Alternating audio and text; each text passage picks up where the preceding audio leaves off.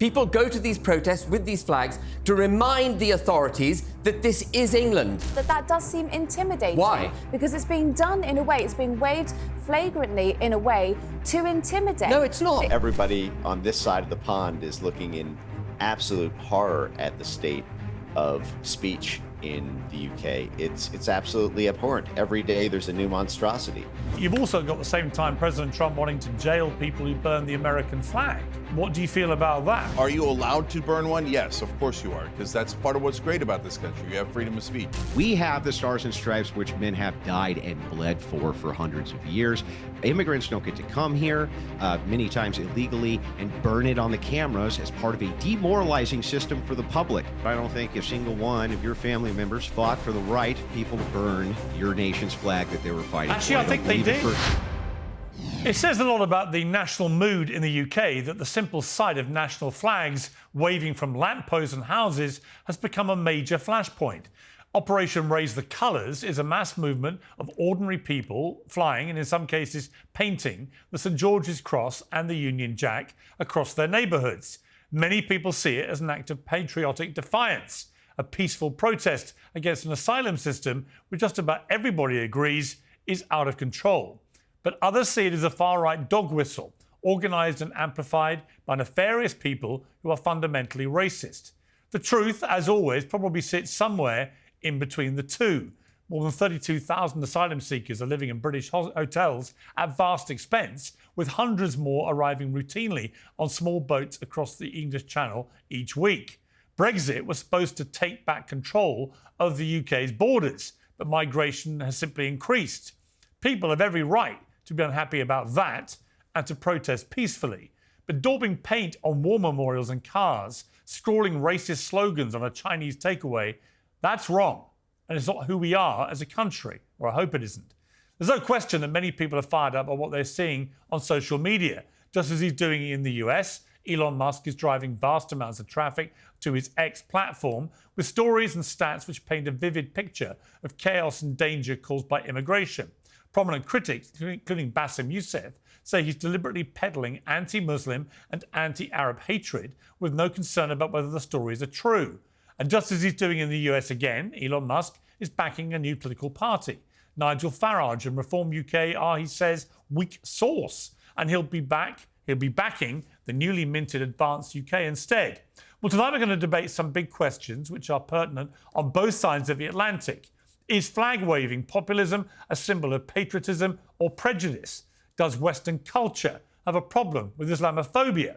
And is Elon Musk partly to blame? And can a brand new party, backed by the world's richest man, really transform politics in the UK and the US? Well, joining me for the first Uncensored of the new term, Cenk Uygur, CEO and host at the Young Turks, Andrew Wilson, host of the Crucible, Mike Benz, the Executive Director for the Foundation for Freedom Online and a former State Department official, Ben Habib, leader of new party Advance UK, which is now backed by Elon Musk, and Ava Santina, political commentator with Joe. Well, welcome to all of you, a stellar panel to welcome us back on Uncensored in September here.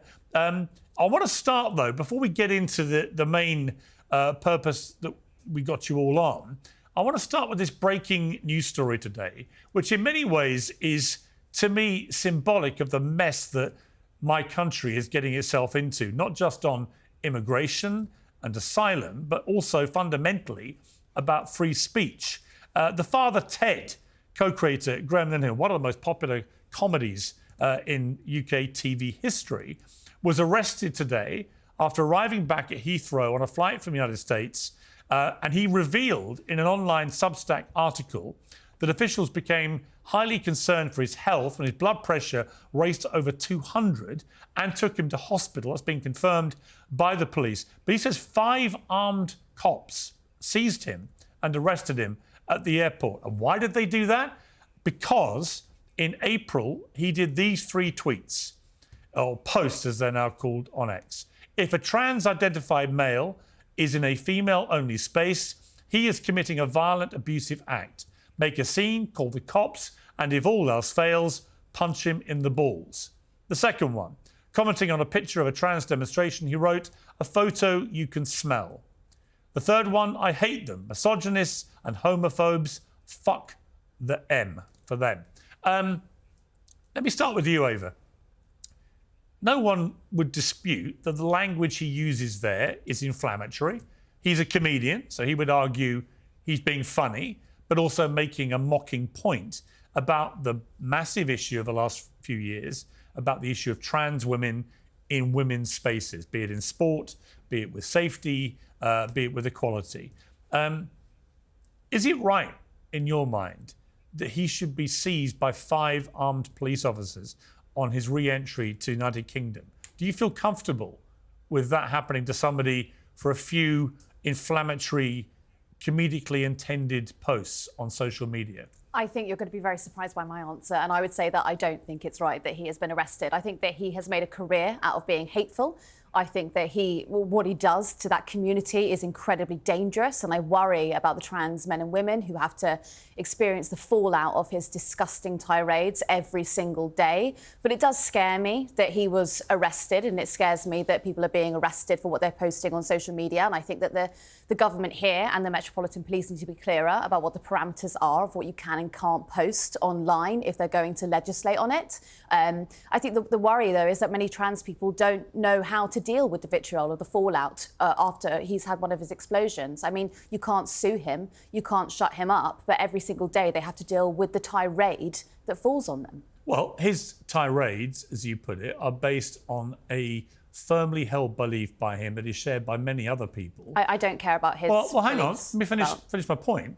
The comments he makes, all right, they can be expressed in an inflammatory way, as I've said, but that actually underpinning it is his argument that the trans activist lobby, for want of a different phrase, but the activist lobby supporting trans rights has spent the last few years traducing and reducing women's rights to fairness, equality and safety, and that it's actually actually the refusal to deal with that central problem, both in the United States, the United Kingdom and other countries, that has led to such rage on behalf of women's rights.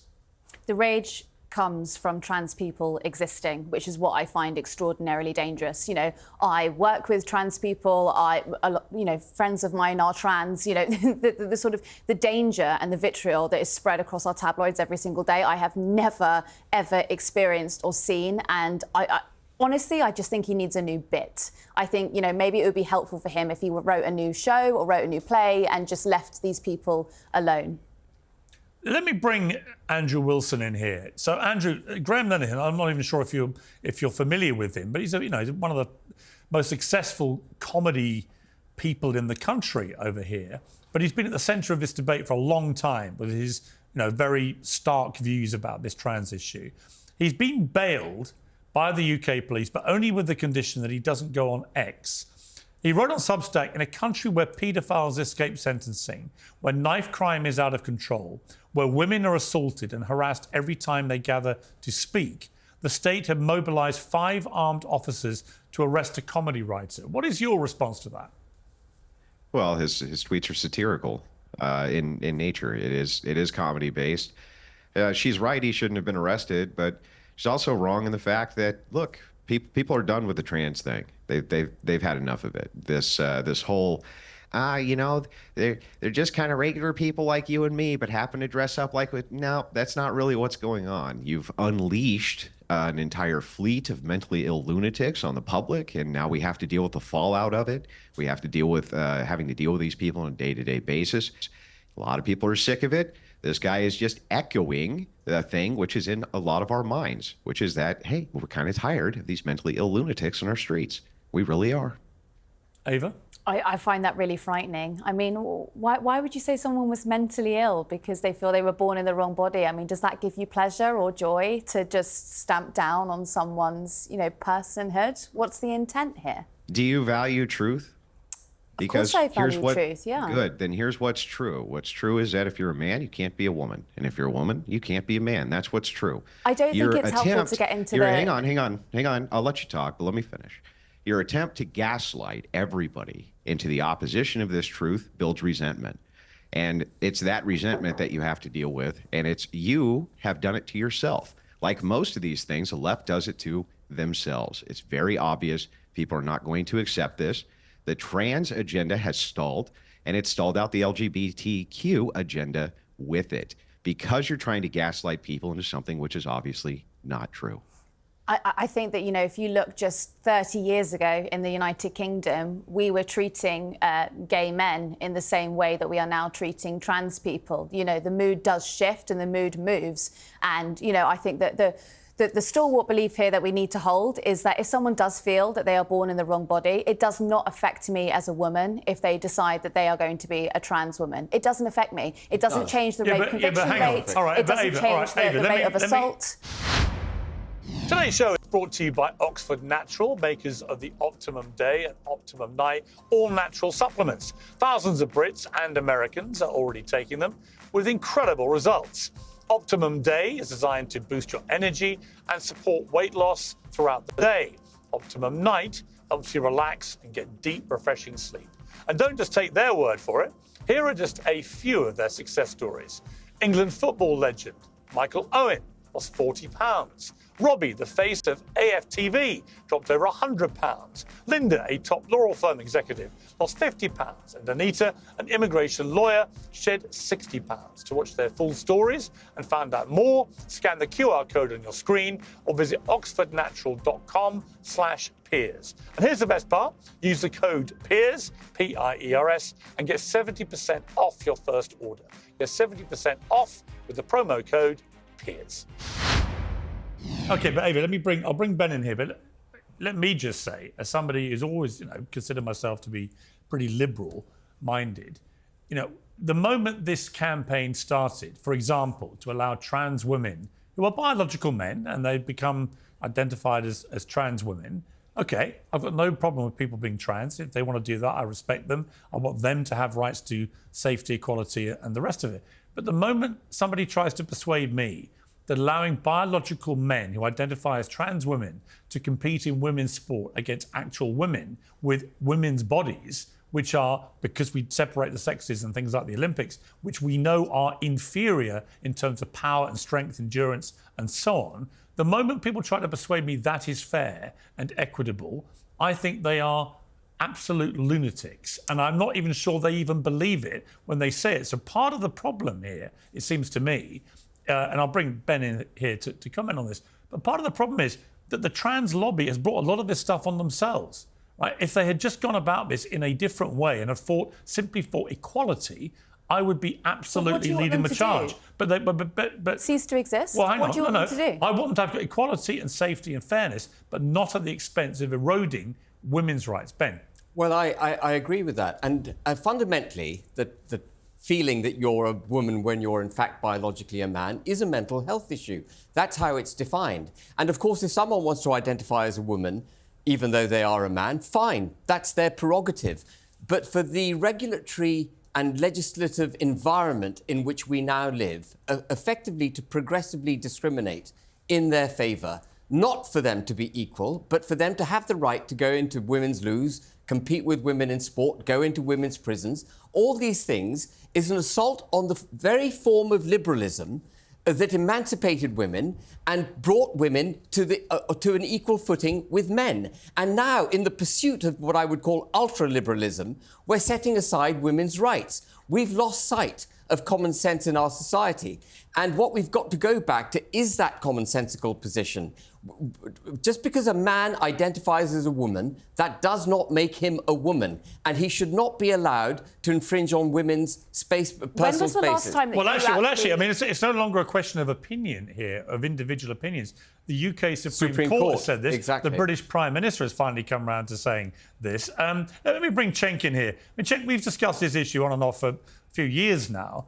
But what's happened to Graham Linehan here in the UK really disturbs me.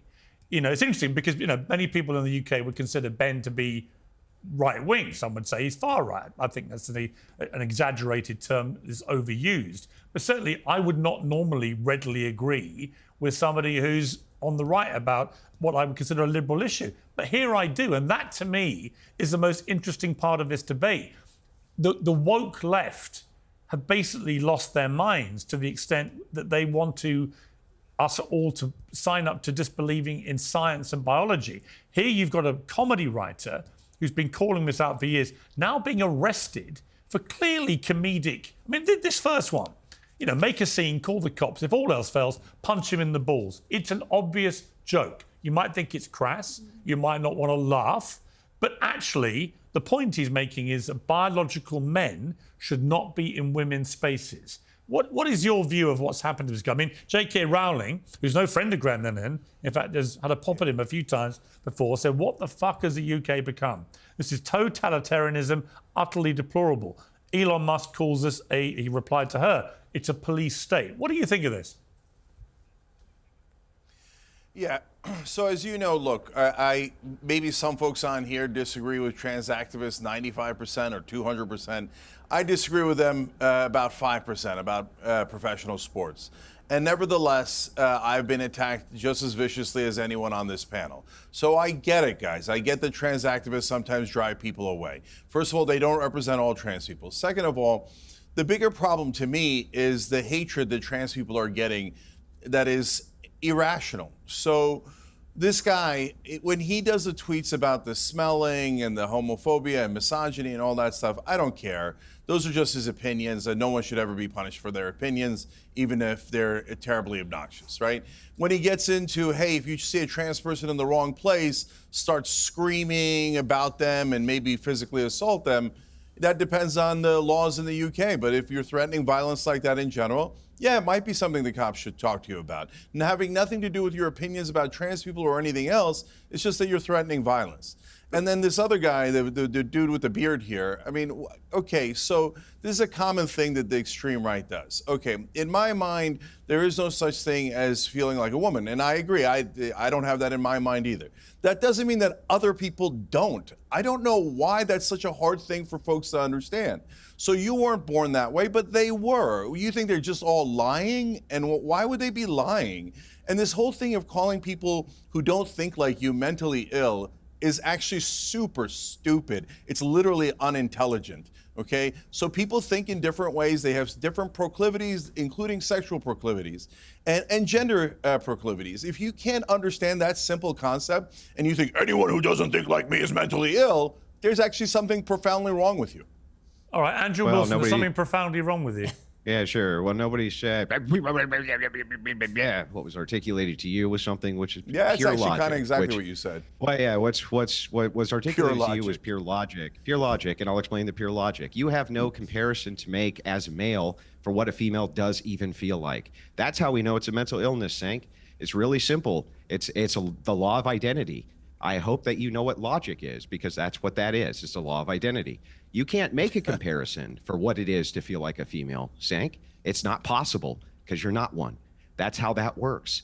Stop trying to gaslight me. Stop trying to pretend that I don't know what a male is, what a female is. Stop trying to pretend that I don't know what mental illness is. The mark of mental illness is irregularities in behavior. That's how you know what it is, Cenk. How else would you even know? Jane? So, okay, that doesn't make any sense at all, and it defies logic completely. So, first of all, you say, how would I know what's inside their heads? That's my point to you, brother. It seems like you have trouble understanding simple, rational reasoning. My question to you is, how can you make a comparison? How would you know what's in a trans person's head? You don't know what's in their head. Instead, what you're doing is a simple concept called projection. Hey, since I feel this way, you should feel this way. And then you start talking about irregularities. No, there's a difference between, hey, someone is detached from reality and is committing violence.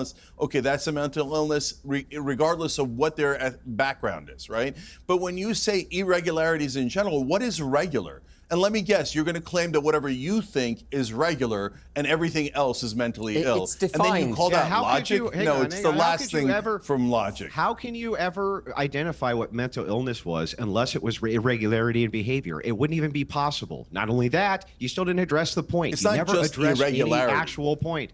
Yeah, but that would be the process for the identification of mental illness is irregularity in behavior. It's the study of the mind. That's what psychology is. Also, you didn't address the point. How is it that a male could have any comparative cognitive function to know what a female feels like? They can't. It isn't possible. You just said you don't know what's in their heads. You don't need to. I know it's not possible for a male to know what it's like to feel like a female. It's not a possibility. Okay, Can't so happen. you think All right, every hang male, on, guys. every male feels perfectly check, masculine. Check. We're getting. I think we're It getting has slightly. nothing to do with masculine But you or get that that's an feminine, you absurd dork. point. But hang on. You dork, you have no idea what you're talking about. All right, You So just there sit is no there. such Logic's thing as not your masculine or forte. feminine. Given that neither of you think the other has any Actually, idea what logic they're talking is. about, My and logic given is we're literally drifting, Nobody perfect. said anything guys, about we're drifting. masculine We're or drifting. feminine. Literally, Let me cut fantastic. it. Time out.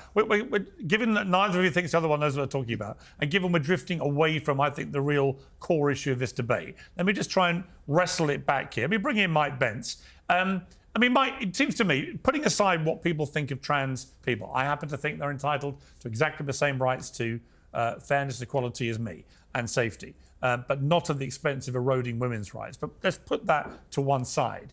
It seems to me this is a fundamental battle going on in the UK in particular for free speech, where we're seeing a number of people now who are being arrested, they're being imprisoned in some cases, for articulating quite incendiary views on social media. But in the case of a woman who was jailed for, I think, nearly 2 years recently, that had just been released due to public pressure, she was articulating views which she then, when she calmed down, because it was articulated in the wake of an appalling attack on young girls where 3 were murdered, she then realized the misinformation had affected her judgment. She deleted the post and then apologized. But despite that, got jailed. This was all within a few hours. She got jailed for nearly 2 years. Now, this strikes me as completely wrong. What is your view from a free speech perspective? US national debt is more than $37 trillion, and these are uncertain times for the global economy. It's enough to make you think, maybe now would be a good time to buy some gold. Whether it's a hedge against inflation, peace of mind during global instability, or just sensible diversification, BIRCH Gold Group believes that every American should own physical gold, and they've created something special. Until the 30th of September, if you're a first-time buyer, BIRCH Gold is offering a rebate of up to $10,000 in free metals on qualifying purchases. To start the process, request a free information kit now. Just text PIERS, P-I-E-R-S, to 989898. Make right now your first time to buy gold and take advantage of a rebate of up to $10,000 when you buy before the end of September. Text my name, Piers, to 989898. Claim your eligibility and get your free information pack.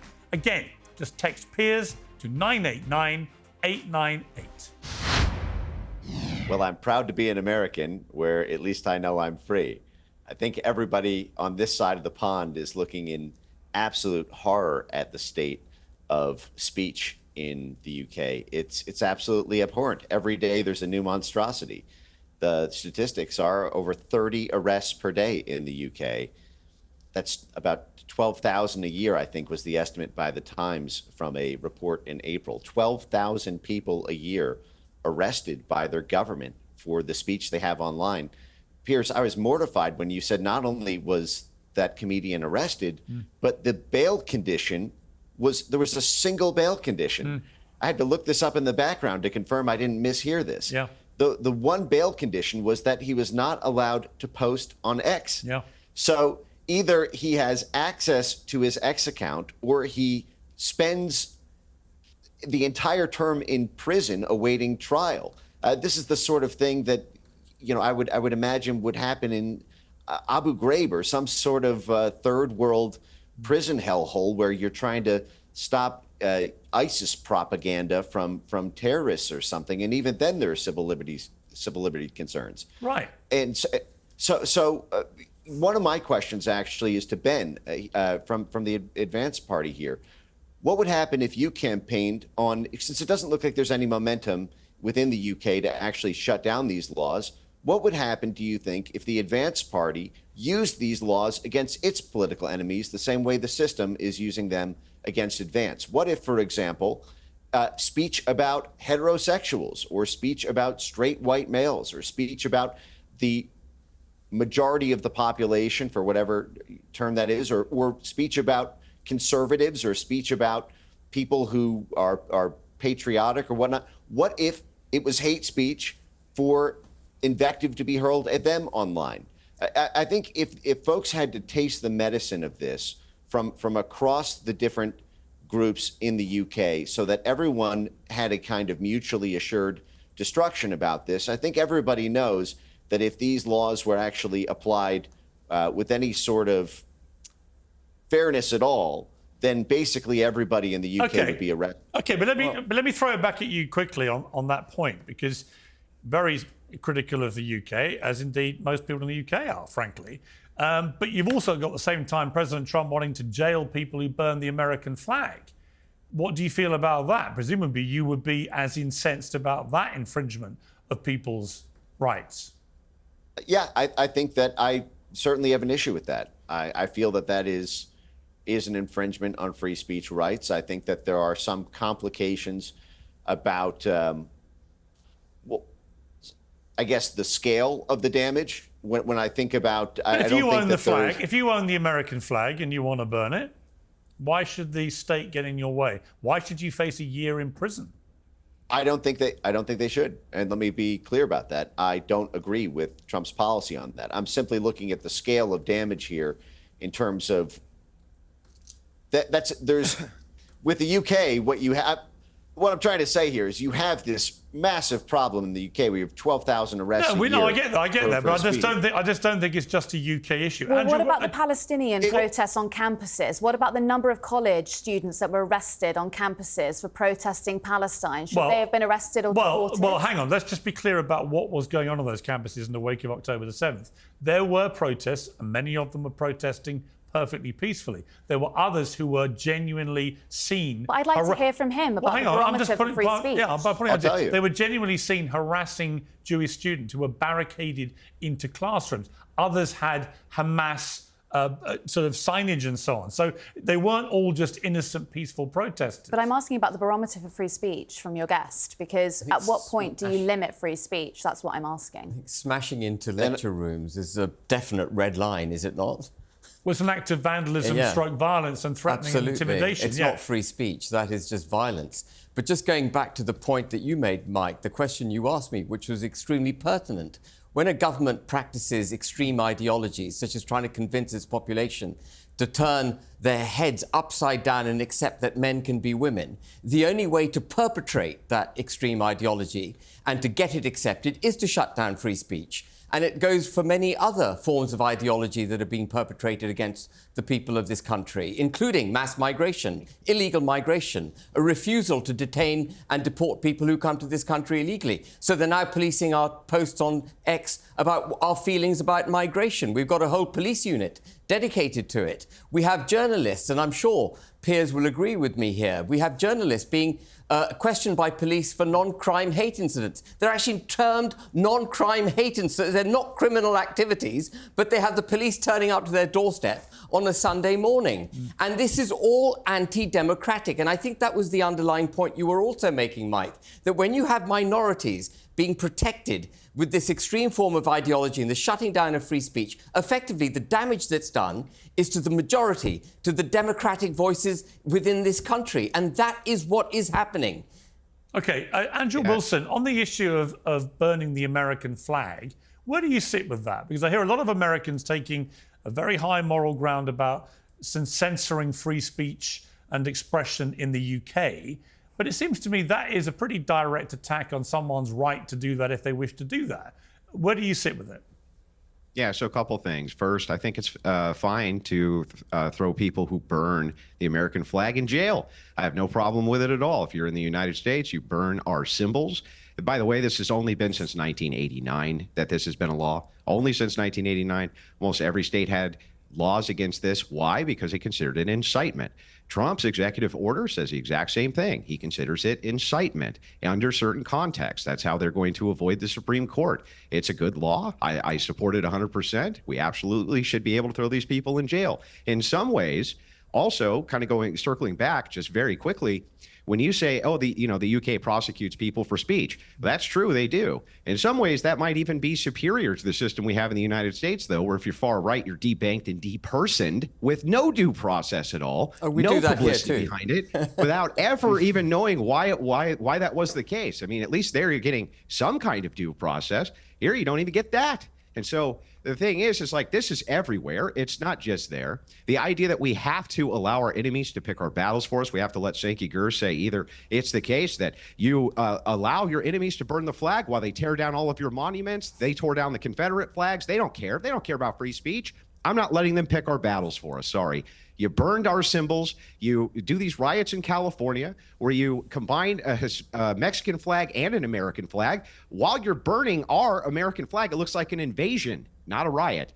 And so, yeah, you know, there has to be a line in the sand that we draw, and I'm going to draw it at the symbol. And I'm not going to let lefties tell us one way or the other what we can or can't do. Well, let me ask the two lefties here. Let me start with you, Cenk, then I'll come to you, Ava. Cenk, as one of the two lefties on the panel, your response to the flag burning support of people being jailed for that by Andrew? Now, everybody knows how much I enjoy my tea, and I'm very happy to say that today's show is sponsored by PIQUE's Pure Fermented Teas. These are not your average brews. They're sourced from 250-year-old wild trees in the Himalayan foothills, which are untouched by modern farming. No pesticides, no fertilizers, just nature at its best. Pure delivers a full spectrum of prebiotics, probiotics, and postbiotics, just like the fermented foods found in longevity hotspots. It comes in crystal form, so there's no messing around. Just dissolve, sip, and feel the difference. It's trusted by health experts, including Casey Means and Dr. Mark Hyman. There's teas for all occasions, and they all support your gut health, metabolism, and cellular renewal. The next time you put the kettle on, ask yourself, is my tea working as hard as me? PIQUE's Pure Fermented Teas for the gut of a Brit and the longevity of a Himalayan monk. Get 20% off for life, plus a free frother and glass beaker with the Pure Bundle. Visit peaquelife.com/peers. That's peak, P-I-Q-U-E, life.com/peers. Yeah, so I believe in and I love freedom of speech, and I'm principled on it, as Mike is here, and obviously Andrew isn't. Look, I also love the American flag. I think you should bring the flag to all protests because protesting is one of our fundamental rights in America. That's part of why we love America, especially if you're going to an immigrant protest. Please bring an American flag. So I would never burn an American flag. I think it's the dumbest thing in the world. It bothers me viscerally. But are you allowed to burn one? Yes, of course you are, because that's part of what's great about this country. You have freedom of speech. But our freedom of speech is being taken away. There is one particular case where it is super aggressive, and that's if you criticize Israel. If you criticize Israel on a college campus, you'll be arrested by masked men and whisked away. And there's threats of taking your diploma away, never being able to get a job, arrested, denaturalized, deported. If you criticize Israel in America, you're in a world of trouble, and in a lot of other countries. So if you want to talk about abuse of free speech, there is one giant abuser, and that is Israel and all the politicians that they buy in all the Western countries, and especially America. Okay, let's go to our second. He's right about that. It is atrocious that there's even a proposed legislation that if you burn the Israeli flag, you can go to jail. Has nothing to do with American symbolism, has nothing to do with our flag. We have the stars and stripes, which men have died and bled for hundreds of years. Immigrants don't get to come here, many times illegally, and burn it on the cameras as part of a demoralizing system for the public. To hell with that. We don't have to allow that at all. You don't have to allow it, but Andrew, I would say this. Shouldn't. But Andrew, I would say this. You know, a lot of my family served in the UK armed forces in warfare, including in World War II, and they fought for the freedom of people to actually exercise their right to free speech and expression, even if it's very offensive to other people. I mean, isn't that the point of fighting for freedom? Well, no offense, Piers, but I don't believe... You are allowed to then express yourself in ways that other people find offensive. No offense, Piers, but I don't think a single one of your family members fought for the right of people to burn your nation's flag that they were fighting for. Actually, I think they did. For a second. I would say any more they than did. I believe that my countrymen and my family members were fighting in wars so that we could have more gay butt sex and more freedom to go and make sure that we can have gay pride parades. I don't believe it for a second. I don't believe they were fighting for trans rights. I don't believe it. No, I don't you're believe missing any the of your point. countrymen stormed Germany for trans rights. And They for were flag fighting. burning. They were fighting. Nonsense. Yeah, but Andrew, they were fighting for the freedom for people to have the freedom to live their lives as they want to lead them. I mean, isn't that the whole point of the World War II the thing is like defeat you have of to the also Nazis. The Nazis wanted us all to behave a certain way. But we you also decided have as to a have world we're not going to freedom. accept it. But you have to have freedom from the very oppression of the people who are now invading your nation and taking it over, destroying the very things that these people fought for under those symbols. It's a you very don't have to powerful allow point. it. Are the Germans invading America? No, but Andrew's making What's a very going on? Andrew's making a very powerful point. The people who've come to the United States, people who've come to the United Kingdom, are using the very freedoms that we've granted them effectively to mount an attack on the United Kingdom and the United States. That's what's happening. We have a very delicate, fragile, advanced form of a constitution, a democratic Through system. demoralization, invasion, and abuse of laws, Cenk. It's obvious how. It's so obvious how. How can you not it's see not it? at all obvious. You're just making that up. Okay, well, do you want me to walk you You're through making it step it by up. step? How I So- just watched in California, huge amounts of Hispanics, many of whom were illegal, burning our very symbols, doing it they had a flag which was a combination of the Mexican flag and the American flag. They made it themselves just to do anything they could to shit on our symbols, Cenk. It has been a total invasion here and in the UK, and you're full of shit. No, this whole talk of invasion is nonsense. Okay, then let's flip it on its head. How about the invasion of the Mayflower and the Puritans who invaded the Native American land here? Look, I'm not making that point. You're making that point. So you're making a right to conquer You're talking argument? about like every wave So of that would be my immigrants. argument, So hold Cenk. on. Let me make the point. So, All right, make the then the wave of Italians and Irish that came, it's an invasion. Wave of Jews that came, it's an invasion. Muslims, invasion. Every time there's immigrants, I don't know about the UK, and UK is not my business. The United States is about freedom, and it's a country built on immigrants. Originally, if any of those immigrants, like the Irish and the Italians, came over here and burned the flag, they would have gone to jail. Jews and They would have gone to Irish, jail, Cenk. and then all across the world, and Chinese, and they've all made incredible contributions to America, and that is why America is stronger than all other nations, because we take the best of the best from the whole world, and they come here for our freedom. So I love those freedoms. I love America. These and are the flag, best of the best but of people who are coming here here now. Flag is equality and justice. They don't come here for some sort of weirdo white state that you're in favor of. They burn it. What do you mean? They're burning it. And by the way, the Italians and the No, Irish you you're say talking they. about, The great they would have majority gone of to it. jail No, for you're talking burning about the flag, Cenk. No, this is What do you mean? nonsense. They should get rid Utter of it. It's not nonsense. nonsense.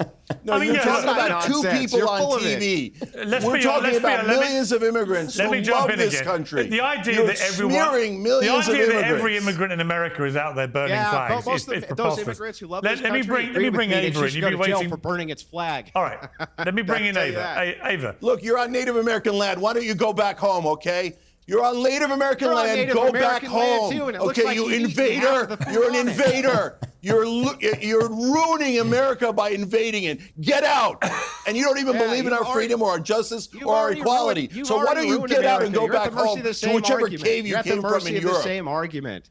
You're at the mercy of the same exact argument. Then you're on Native American land. And if it's all about the conquerors, no, then my I'm argument rightly is pointing America out is that we're open being and conquered, free and Cenk. just and equal. I love the idea of America. That's why You we don't came care here. about You equality don't at love the all. idea of You America. liberals have You never want an cared about exclusive equality. place You tear- based on race you or tear every religion, symbol and that is down the we have, opposite of Cenk. America. Okay, let me jump in. Learn Let what me this jump in. country's about. Okay, let me jump in. Yeah, I think let you me need to jump. learn Let what me it's jump about in, and learn what its guys. laws were. I want to bring in. I want Get to an bring education. in. I want to bring in Ava here because I want to play a clip. This is Yvette Cooper, who's the UK Home Secretary, so the Homeland Security boss in this country.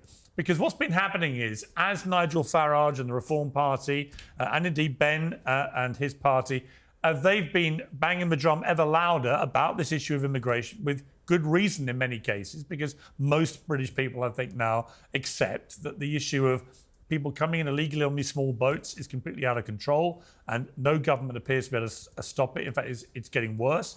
That the issue of legal migration has got out of control, where we had nearly a net million people come in, I think it was a year and a half, 2 years ago. Not on small boats, though, just to clarify. No, I said legal. So you've got the illegal issue of people coming on the small boats. You've got legal migration also out of control, with all the pressure that's been putting on public services already creaking up the And also seams. alleviating a lot of the pressure. Okay, let me make my point, then I'm going to come to you. So the point being that more and more people are concerned about this. So the Labour government under Sir Keir Starmer and Yvette Cooper, who's Homeland Security in the UK, Home Secretary, they've now, in many people's eyes, are now pivoting more and more to what is perceived to be the right, particularly over the issue of flags. And it led to this extraordinary interview with Yvette Cooper on the BBC News this morning. Let's take a look. Do you have a flag on display in your home, on your home? Yeah. We actually have Union Jack bunting on our garden shed at the moment. I've got St George's flags, I've got St George's bunting, I've got the Yorkshire Rose bunting as well. I've got Union Jack flags and tablecloths. We've got the lot.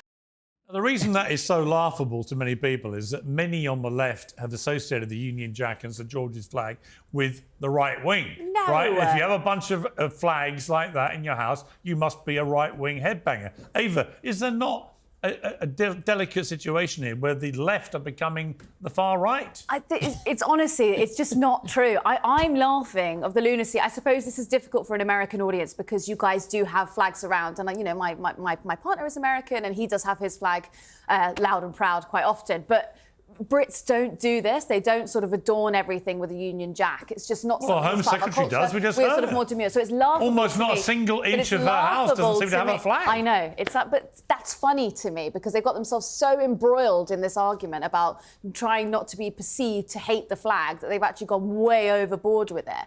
But I can't even remember what the main point was. What were you What was the point? me? I think the whole issue about the flags. Well, the whole issue is whether flag waving, flag hanging, whether it's become a symbol of patriotic pride, or is it something more sinister, where it becomes a very nationalistic thing, which is driven by people who perhaps have a more nefarious intent? I mean, Ben, maybe you're... Well, I mean, the point I was going to make is that the reason people fear it becoming nationalistic, when they do fear it, if they do fear it, it's because the nation-state of the United Kingdom is under attack. Well, shut up. No, absolutely it is. We are having our constitution and our culture and our people set aside. Mass migration, coupled with diversity, equity and inclusion, which we've touched on briefly with the transgender debate, puts a protective blanket around people who come to this country, celebrates their culture, promotes their culture, and sets ours aside. We have a whole employment agenda, from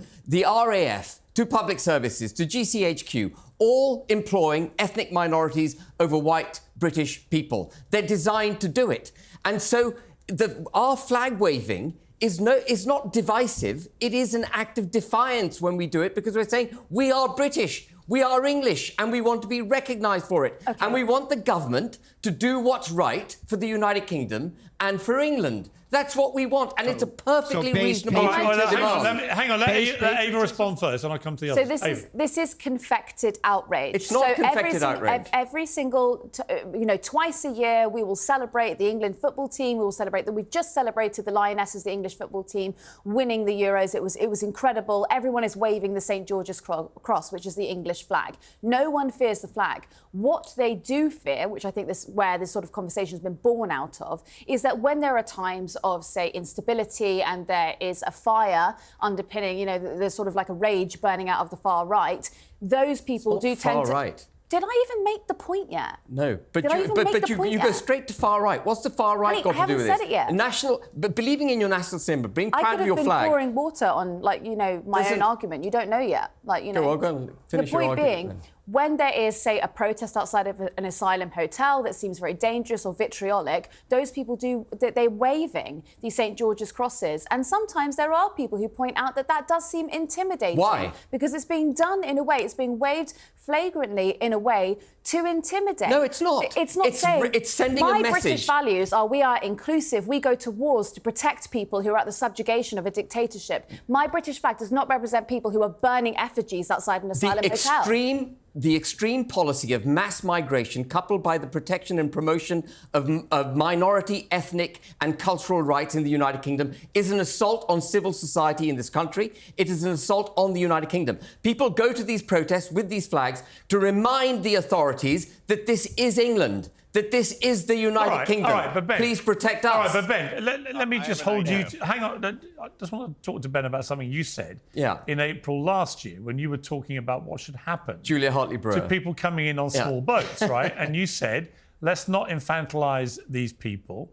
They have free will. I'm not going to be held to ransom by their claim they deserve protection as soon as they get to our territorial waters. If they choose to scupper that dinghy, then yes, they have to suffer the consequences of their actions. In other words, drown. Now, the reason that created such a furore is I don't recognise a country in the UK where we are that contemptible towards anyone who may be seeking genuine asylum in our country, coming from a war-torn country, particularly, by the way, if we've been involved in waging an illegal war in that country. Take Iraq, for example, right? I don't like our elected officials to be talking about, let them drown. Well, right? As a general comment about everybody coming in, some of whom are obviously genuine asylum seekers. That's not to say they all are. There are many people on these small boats coming in who are clearly young men, economic migrants, on the make, wanting to make a better life for themselves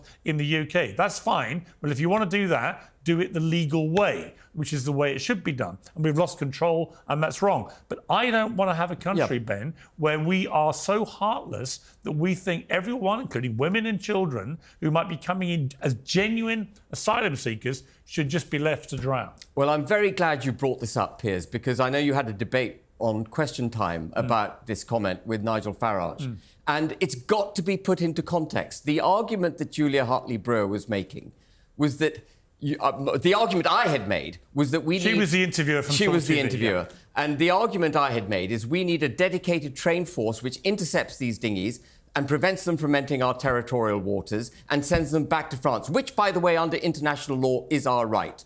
And she said, what if, Ben, one of the dinghy, people on the dinghy produce a knife and they stab their dinghy and they end up in the North Sea? Would you rescue them? I'd say, well, I said, give them another dinghy and they can go back to France. And she said, what if they stab that dinghy as well? And at that point, I gave into the gotcha moment that she was seeking. And I said, well, at some point, they've got to take responsibility for their actions. But the really crucial issue here is that Belgium... do you regret the way you phrased that? Well, I regret the fact that it's been taken out of context and repeatedly used against me. Well, if they choose to scupper that dinghy, then yes, they have to suffer the consequences of their actions. If someone repeatedly puts themselves in danger, are you obliged to allow them to assault your civil society in their protection? I think there is a difference between someone who's coming in as a perfectly fit and healthy economic migrant from a country that is not a war-torn country. Which is France. Right? They're all coming from France. With respect, I think that is a rather fatuous argument. I'll explain why. Of course, they're all coming from France, and I have massive issues with the French not doing more to stop them getting on the boats. But my point is, where is their point of origin? And if you've got women and children, let's be specific here, women and children who are coming from war-torn countries, genuinely seeking asylum because of the horrors that they've having to endure, and they're on one of these boats, I don't like the language of they should be left to drown. For that part of it, I think you should apologise. No, I'm not going to apologise because you're taking it out of context. But the key thing here is that there's nothing more uncivilised than allowing criminal entry into your country and not protecting civilised society in the United Kingdom. I agree with that. That is a fundamentally uncivilised position. I agree with that. But it is nuance, and I think when we don't allow for any nuance here, when we don't accept that there are certain people. But the quote's taken out. There was nuance in the debate. As you put it, you were gotcha'd into basically saying let them drown. I don't think he was gotcha'd. He just showed his true colours. No, well, thank you. Now you're projecting yourself into my mind. Well, I've got a question. I don't understand. This is the stupidest thing I've ever heard. Yeah, if they stab their boat and they drown, who cares? What are they, stupid? Right? If you're dumb enough to stab your boat and then you go under the water and you drown, why do I care again, Piers? Well, why do I care? Well, let's assume to make a political statement. Let's assume for a moment Andrew, that a young child on that boat did not stab the boat and knew nothing about what was happening. Would you feel comfortable about just letting them drown? Yeah, sure. Go save the children if you can. But the thing is he's absolutely right. Hold responsible who is responsible for stabbing the boat and having the boat go down and having these people drown. Hold to the responsibility those who are responsible. Don't hold to responsibility those who you are begging to come save you after you did Right, but this to be stupid thing clear, yourself. though, unless I misheard you, you said you should try and save the innocent people in that scenario. Yes, but the accounting morally. Right, so is you not wouldn't that, let them drown, is my point. Yes, but the account morally. Well, here I mean, is that's the not point we're talking that the about. person You either you're let them begging drown or you try to and do the assist you. humane thing, which is you save their lives, and then you have the arguments about what to do with them. Yes, but the thing is you're not beholden to that. You're not beholden to this listen, idea the whole that people small can boat hold thing you is hostage. yeah, listen, I honestly, I look at what Trump has done on the southern border, and I wish we had a bit of that here. Right, he's basically shut that problem down. Can I on just the make southern one more border. point? The Belgians have developed a specific force to intercepting his leaving Belgian shores and send them back in exactly the same way that I was advocating on talk radio that morning. And it has succeeded. The launches from Belgian shores is almost Yeah, stopped. but Ben, they do And have a it returns works. agreement because they And haven't left the European Union returns the way they agreement leave is it. absolutely blooming you might be able irrelevant. to shout platitudes here because these are three Americans. They probably aren't familiar with the Dublin Agreement. The which meant that Dublin Agreement never worked. Okay, well, there were net 5 people that were ever deported from the United Kingdom. Well, I think under the point is none of the government policies from the Conservative right or the Labour left have worked with either illegal or legal migration this century. That is the cold, hard truth. And you can chart it back to when Tony Blair was Prime Minister and suddenly took off all restrictions pretty much on people coming in from Eastern Europe. So it was never even a question of skin colour, as some people have tried to make it. We got a huge number of people coming from Eastern Europe, and that began to immediately change the fabric of the country in terms of pressure on public services and so on. And actually, one of the ironies of Brexit is far from enabling us to control our borders, it led to a more out-of-control border. Well, it's because we had Boris Johnson as Prime Minister, who was incapable of governing anything. Let me bring Mike Benz in. Ben Habib, you did actually put Boris Johnson into government. I Just didn't to be put clear, Boris he Johnson actually into did. government. Who put, You actually did. You were in the, when you were part of the Brexit Party, when you were part of that formation, you stepped aside to allow Boris Johnson to get into government. Let's just be clear. You cannot sit Ava, here now. I don't care about whether you did or didn't. Let's just be clear. Let's be clear, I don't care. Let's bring in Mike Benz. Mike Benz, you've been waiting very patiently here, but this whole issue of... because I think it's all woven in. You're seeing a massive increase in the flag waving, in the patriotic statements and so on from people who are genuinely concerned about what is happening to their country, I think both here and in the United States. You're seeing obvious problems with immigration. You're seeing in America, I think Trump's been very successful with his policy on the southern border. I think most Americans agree with him when he says we should deport undocumented people in the United States who commit crimes. Where the flashpoint has come is that people, largely the majority of Americans in the polls I've read, do not agree with Donald Trump when he basically says that anyone who's in the country is undocumented should be deported or should be encouraged to leave the country. That's where it seems to me the flashpoint is. What is your view of how everybody is handling this issue of immigration? Well, I'm not sure what polls you're citing there. I wouldn't be surprised, I guess, in either direction on that. I think that Trump has tried to walk a kind of fine line on that at times, offering the idea that everybody who's here illegally has to go out, but under certain conditions, you could come back in with a letter essentially from your employer. I think this was proposed in the agriculture space, for example, where many U.S. agricultural industries and travel and hospitality industries have become dependent on essentially illegal labor, which is something that unions in America used to be very much against. And then I think as the kind of wokeness took over and militarism and war refugee policy to help American wars kind of ran over that kind of left-wing union protectionism, that seems to have gone away. But now I think what Trump is doing is kind of the right approach in a difficult topic. Yeah, I mean, Cenk, again, we've discussed this before we broke a few weeks ago, but this issue of immigration is fundamentally the core issue which has been causing so many of the problems. You know, because of things like the war in Syria, the war in Iraq, the war in Afghanistan, the war in Ukraine, seeing it now potentially happening the same in Gaza for different reasons. But you're seeing millions of people coming over, particularly across Europe, looking for somewhere better to live, fearful of where they are living, fearful of the wars they're having to endure. And the question becomes, how many people should a reasonably safe democratic country like the United States, like the UK, be expected to take in? And where do you draw the line between genuine asylum seekers and people who just want to come in for economic reasons but are coming in illegally? Yeah, I largely agree with everything you're saying, and you're basically citing the polls. We're agreeing with the great majority of the American people. By the way, a lot of the independent podcasters like Joe Rogan, Tim Dillon, Theo Von, almost all of them are on our side. So what's our side? Our side is, look, of course you got to close the border. Of course you got to kick out criminals who are undocumented. That's common sense. And then once you start getting to guys en masse without badges, grabbing people off the streets, that's a disaster. That doesn't feel like America. It isn't America. And by the way, the number of immigrants is a separate issue. I'm going to come back to that in a second. But now, unfortunately, we're seeing in New York, North Carolina, and one other state it's already happened, mass men with vans without badges, just like ICE, pretending to be ICE, putting women in vans and then raping them.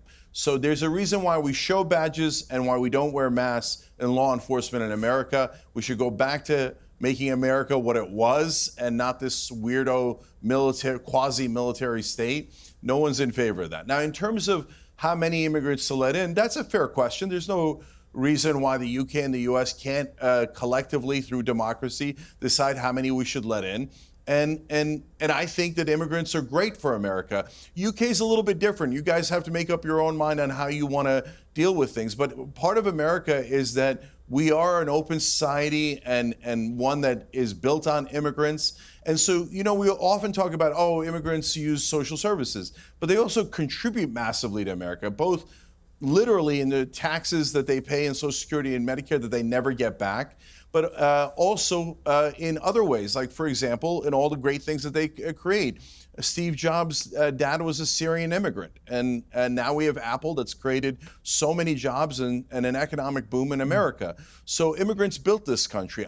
In America, I would say that we should allow a healthy amount in, and we should have a pathway to citizenship. But that doesn't mean that we have to tolerate law breaking. And lastly, on the asylum seekers, look, there's international laws and U.S. laws about this, and you have to give people a fair hearing. But that doesn't mean that you necessarily have to let them into the country. It just means you have to expedite that process very quickly. And finally, Piers, to your point, it's a really good one. I mean, we start endless wars for Israel in the Middle East, Iraq, Iran, the devastation of the Palestinians in the occupied territories. They just killed the entire Houthi cabinet and prime minister, and Lebanon, Syria. It goes on and on and on, all the wars that Israel's created all over the Middle East. And then they say, okay, now take all the immigrants and the refugees from there, who a lot of them have decent asylum claims. If they stay in the occupied territories, they'll be brutalized by Israel. So now we have to take them. Why don't we just stop the wars? And that's another thing that the great majority of Americans agree with, but unfortunately our leaders don't. They want more wars for Israel, and then we have to deal with all of the different consequences that flow from that. OK, final word just for you, Ben.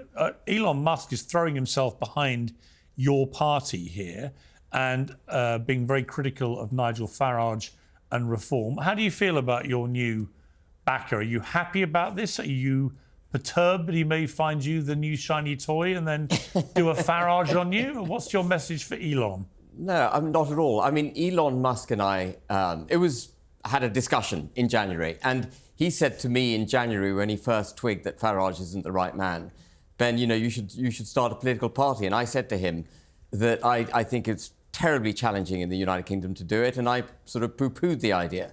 And then, of course, Rupert Lowe was thrown out of reform in the way that he was thrown out, and I felt that opened up an opportunity because it revealed to the world really what Farage was like.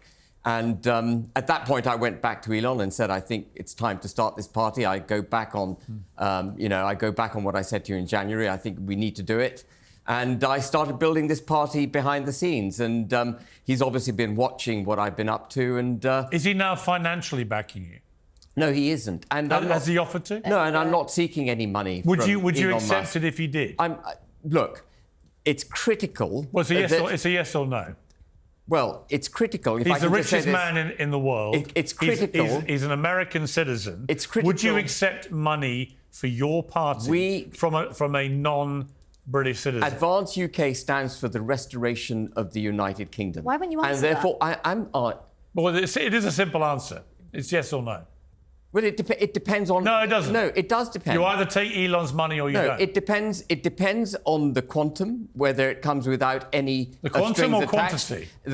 The quantity, and the route in which it comes. But well, let me clarify. Would you have no problem in principle with receiving money from Elon Musk? I would not take money from any individual who sought to influence the party as a result of their donation. But if money comes in... You've already seen with his relationship with Donald Trump that Elon, of course, would want to have influence. But look, he has his influence just simply by endorsing us. There's influence there. And, it's propelled Advance UK forward. Right. So just finally, I've got to move on, unfortunately, we've run out of time, but just yes or no, would you accept his money? In the right circumstances, I would, yeah. OK, we got there. Thank you very much. You don't really like foreign money accepting that. How could you? What? He's an immigrant from South Africa. Yeah. You're betraying everything you stand for. Why? And he's now an American citizen. Hold on. Who says that I'm against immigrants? Who says I'm against immigration? I'm not. Oh, no. I'm against mass immigration and I'm against illegal migration. They're completely different things. And to conflate the two is to completely miss the point. When a billionaire comes, you're in favor of his money, right? No, absolutely he's going to nonsense. take his money and throw out the immigrants, Cenk. Isn't that great? I will never. I can say something. Elon's money and throw out Elon. Yeah. I'll say something absolutely categorically now. I will never ask Elon Musk for money. I will not ask him for money. Well, what else can he offer you? I didn't ask him for anything. You've left yourself the wriggle room for him just giving it to you. Well, if someone... And you've already said if he gives it to you, you'll take it. If someone generously offers up money through the correct legal process and doesn't seek to influence the direction of travel of your political party, then why would you not take it? I think we're in knots here, aren't Ben Habib, I will take Elon's billions. I didn't say that. We will leave it You're there. not getting that gotcha moment. I've just got it. You haven't. I've just got it. No, you haven't. Thank you all to my panel. I can't believe you're taking immigrant money. I appreciate you all. For my first panel back, it was as lively as I hoped. Thank you all very much. Piers Morgan Uncensored is proudly independent. The only boss around here is me. If you enjoy our show, we ask for only one simple thing. Hit subscribe on YouTube and follow Piers Morgan Uncensored on Spotify and Apple Podcasts. And in return, we will continue our mission to inform, irritate and entertain. And we'll do it all for free. Independent, uncensored media has never been more critical, and we couldn't do it without you.